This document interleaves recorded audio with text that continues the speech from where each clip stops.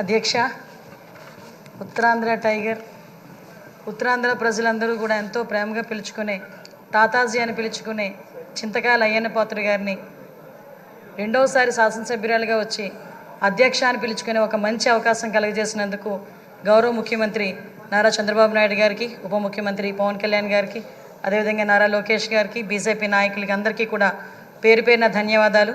అదేవిధంగా ఈ శాసనసభలోకి నన్ను గౌరవంగా పంపించిన నా పాయకరావుపేట నియోజకవర్గ ప్రజలందరికీ కూడా ధన్యవాదాలు, నమస్కారాలు తెలియజేసుకుంటున్నా. 7 సార్లు ఎమ్మెల్యే, 5 సార్లు మంత్రి, 1 సారి ఎంపీ, ఇన్నిసార్లు రాజకీయ జీవితం గడిపినా కూడా ఎక్కడా కూడా భూతద్దం పెట్టి ఎతికినా కూడా ఒక మచ్చ కూడా కనిపించక, కేసు పెట్టాలని ప్రయత్నం చేసినా కూడా ఏమీ కనబడక, నిర్భయ యాక్ట్లు పెట్టుకునే స్థాయికి దిగజారిన ఆ గవర్నమెంట్లో కూడా ఎదురుడి నిలబడిన ధీరుడు మా అయ్యన్న పాత్రుడు గారు, మా తాతాజీ గారు.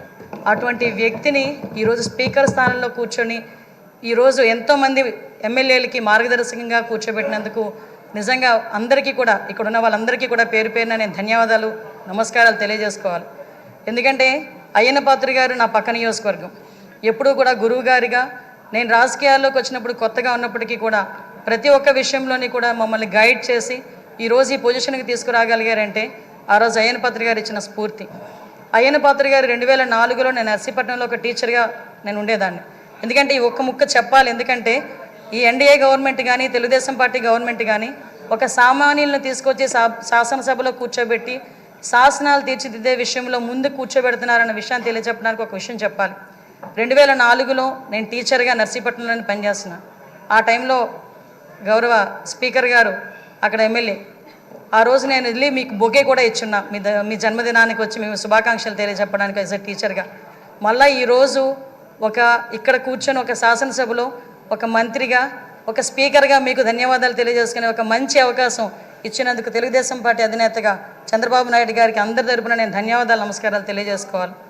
ముఖ్యంగా మీరు చాలామంది ఇప్పుడు చెప్పారు, 40 సంవత్సరాల సుదీర్ఘ రాజకీయ చరిత్ర, ఎక్కడా కూడా మచ్చలేదు. ఎన్నో పోర్ట్ఫోలియోలు చేశారు, ఎంపీగా చేశారు. అతి ముఖ్యంగా ఒక సామాన్యుడికి అతి దగ్గరగా ఉండి కార్యకర్తకి భరోసాగా నిలబడి అయ్యన్న పాత్రుడు అంటే ఒక బ్రాండ్గా నిల్చున్న వ్యక్తి మీరు. ఇవన్నీ జరగడమే కాకుండా మొన్న 2019 అంటే ఇంతవరకు మనం ఎంతవరకు పనిచేసామనేది ఒక ఎత్తు అయితే 2019 నుంచి 2024 వరకు ఉన్న పీరియడ్ని మనం ఒక బ్లాక్ పీరియడ్ కింద తీసుకోవాలి రాజకీయ చరిత్రలోనే. ఎందుకనంటే ఒక శాసనసభ నడిపించడం చేత కాదు, ఒక అడ్మినిస్ట్రేషన్ చేయడం చేత కాక ఒక నియంత పరిపాలనలో ఆంధ్రప్రదేశ్ రాష్ట్రం అట్టడుగుపోయిందన్న సంగతి మనందరికీ తెలుసు. చాలా సందర్భాల్లో తమరితో కూర్చునేటప్పుడు కూడా నేను ఇన్ని సంవత్సరాలు రాజకీయంలో ఉన్నాను కానీ ఇలాంటి ముఖ్యమంత్రిని చూడలేదు అని ఒక్కొక్క సందర్భంలో మీరు మీ భాషలో చెప్పిన సందర్భాన్ని కూడా ఇక్కడ గుర్తు చేసుకోవాలి. ఎందుకనంటే ఇన్ని సందర్భాలు ఒక ఎత్తు అయితే ఈ 5 సంవత్సరాలు మీరు ఎదుర్కొన్న సమస్యలు, నేను ఈ ఒక్క విషయంలోని కూడా మీ కుటుంబ సభ్యుల్ని కూడా నేను అప్రిషియేట్ చేయాలి సార్. ఎందుకంటే 40 సంవత్సరాల రాజకీయ చరిత్రలో మీరు ఎక్కడా కూడా ఒక మచ్చ లేకుండా మీ రాజకీయ ప్రస్థానం మీరు వెళ్తున్నారంటే అక్కడ మీ సతీమణిగా ఉన్న పద్మావతమ్మ కానీ, మీ కుమారులుగా ఉన్న విజయ్ రాజేష్ గారు కూడా, మా కుటుంబ సభ్యులందరూ కూడా మీకు సపోర్టివ్గా నిలబడ్డాం. లాస్ట్ 5 ఇయర్స్లో మనం చూసుకుంటే విజయ్, రాజేష్, అమ్మ ఈ ముగ్గురు కూడా ఎంతో బాధపడ్డారు. రాజకీయంలో ఉన్నందుకు మనం బాధపడడం, మనం ఆ ప్రాబ్లం ఫేస్ చేయడం అనేది ఒక ఎత్తు అయితే ఎక్కడా కూడా తొనకకుండా వెనకకుండా మీకు సపోర్ట్ చేయటం.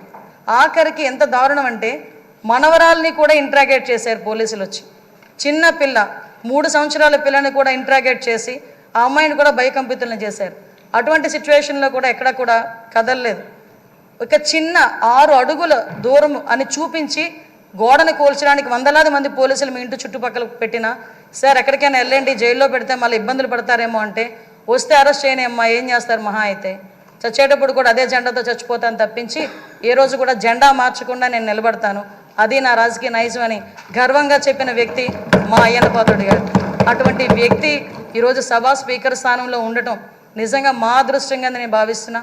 అదేవిధంగా ఈరోజు ఏదైతే ఇందాక మన నాయకులందరూ కూడా చెప్పున్నారు, లాస్ట్ 5 సంవత్సరాల్లో పరిస్థితి ఎలా ఉందంటే, ఇంకొక విషయం ఇక్కడ చెప్పాలి సార్.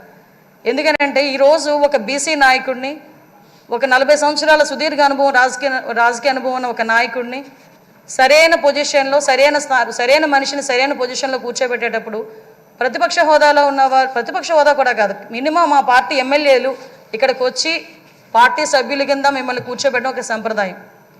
సాంప్రదాయాలకు విలువిచ్చే ఒక పార్టీగా, సాంప్రదాయాలు విలువిచ్చే అధికార పక్షంగా నిన్న కూడా ప్రమాణ స్వీకారాలు చేసేటప్పుడు 11 మందిలో ఒక ఎమ్మెల్యే మాత్రమే జగన్మోహన్ రెడ్డి అన్న వ్యక్తి, అతనికి ప్రతిపక్ష హోదా లేదు.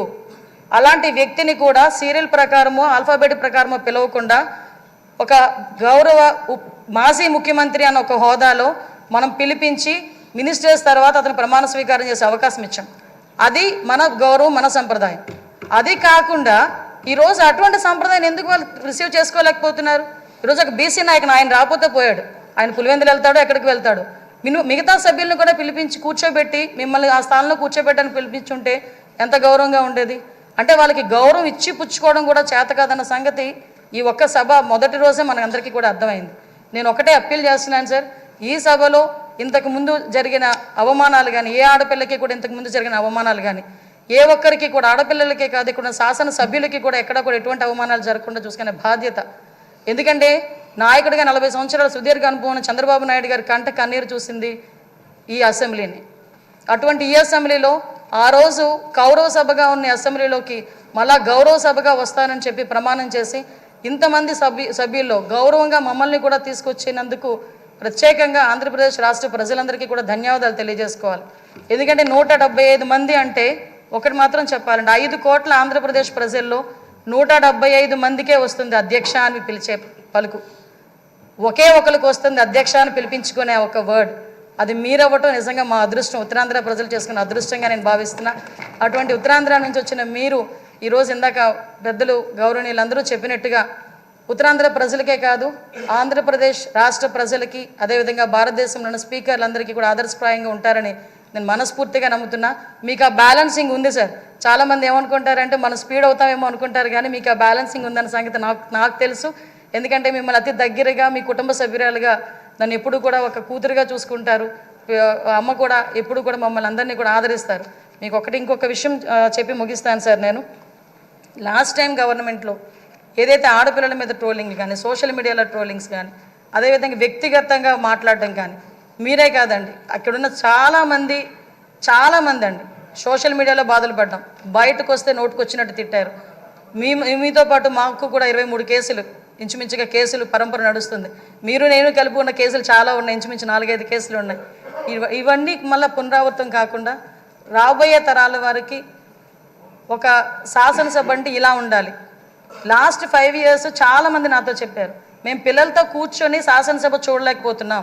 ఇంతకుముందు స్కూల్ పిల్లల్ని తీసుకొచ్చి గ్యాలరీలో కూర్చోబెట్టి శాసనసభ అంటే ఇలా జరుగుతుందని చూపించేవారు.